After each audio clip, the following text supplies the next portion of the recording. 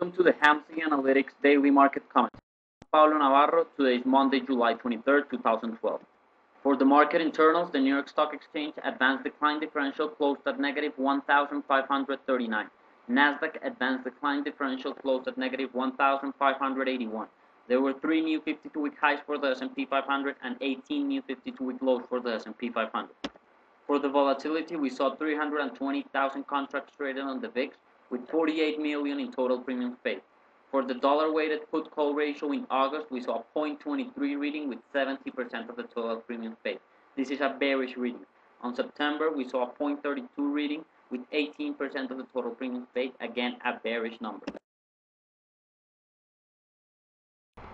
Okay, we're gonna start here with ES. This is the 30-minute chart for ES.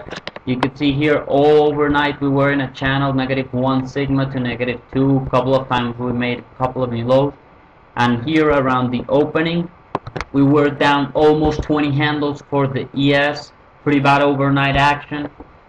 Some bad news came out of Europe and we were selling off pretty hard. At the open we made a couple of new lows, and then we bounced back here, as you could see on the cash session, finishing almost at the highs of the day, which was pretty positive after having this huge sell-off on the morning. So here we're gonna look at the SPX. SPX was down almost 1% today. You could see here the action. Almost all the down movement occurred overnight, as I just saw on the futures, and then we just had some bouncing back of the lows throughout the day, making new highs and making new highs, finishing almost at the highs of the day, which was pretty positive. So gaining back almost half of what we gave on the overnight session. For the daily chart on SPX, we broke the trend line that we were watching here. We just fell off also 0 sigma, but then we were able to bounce back and finish at 0.6. So tomorrow is going to be a critical day to see what happens. We're watching 0.6 tomorrow, and also this new resistance that we're going to have here around 1370 level. With the moving averages on SPX, today we broke here the 20-day moving gap. This is the weekly chart. On the daily chart, we broke the 100-day moving average.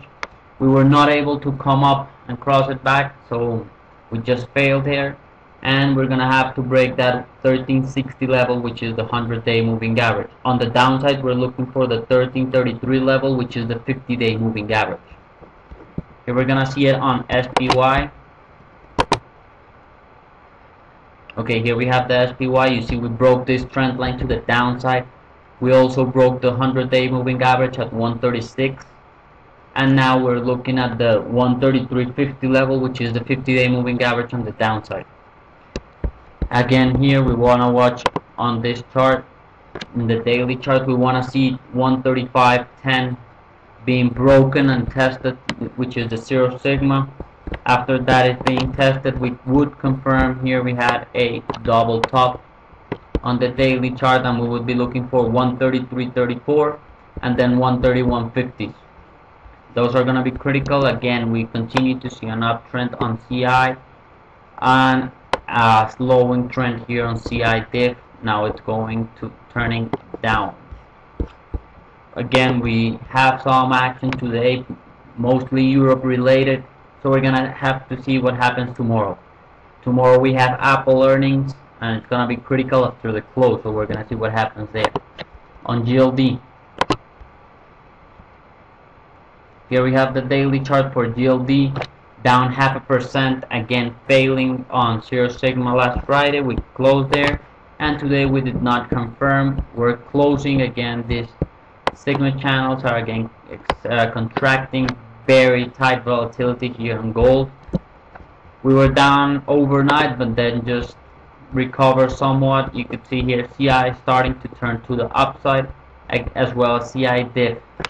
But we need to see some break above this 56 level, break these highs here, and even go to 57.80, which we talked about on the weekly chart, which is the 0 sigma. Some targets here on gold. Again, we're just looking to see which side it breaks, either to the upside above 157 or to the downside below 149. on these levels are pretty tight volatility here. It could go either way or bounce up and down. So we're watching for a breakout or a breakdown on GLD. On VIX, here we have the VIX chart. This is the daily. We were up 14%. We must say we were up 24% at the open. And then we just finished almost at the lows of the day as the market recouped its losses as the day went on.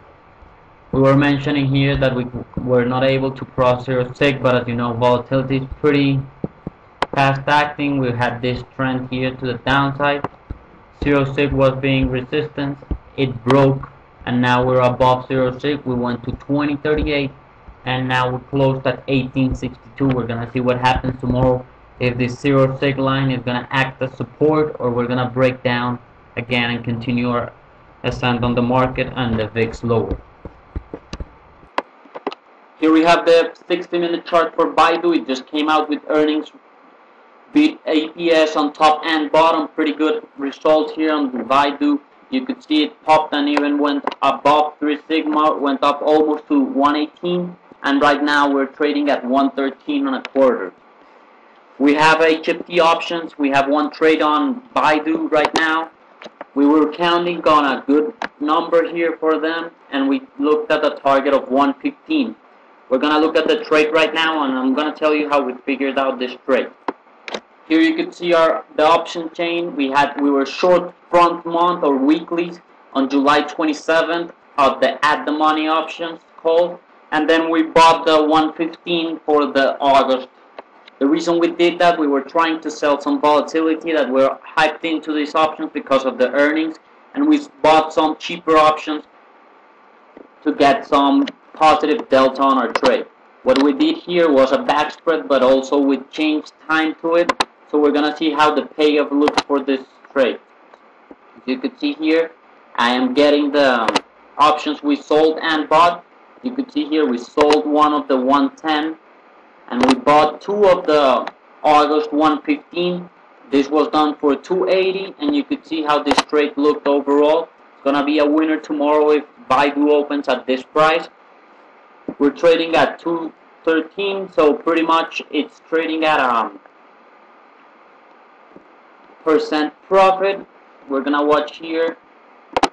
How much are we talking about? This is what it looks like, the payoff curve. This is per contract on this Baidu custom spread that we make here for earnings play. So again, we sold off higher volatility in the front weeklies, and we bought off the August that were fairly cheap compared to the volatility on the front end. If we want to look at the spectral analysis of this trade, you could see here how it looks like. If it closed at what we are right now at 113, this would be around 129% profit, as you can see here. Pretty good payoff here on this trade for Baidu. If you want to sign up for the options and get all the earning plays, you could come here to hamsyanalytics.com and go to HFT options. Then you will sign up and you will we trade almost all high beta names. We do some volatility arbitrage on these spreads.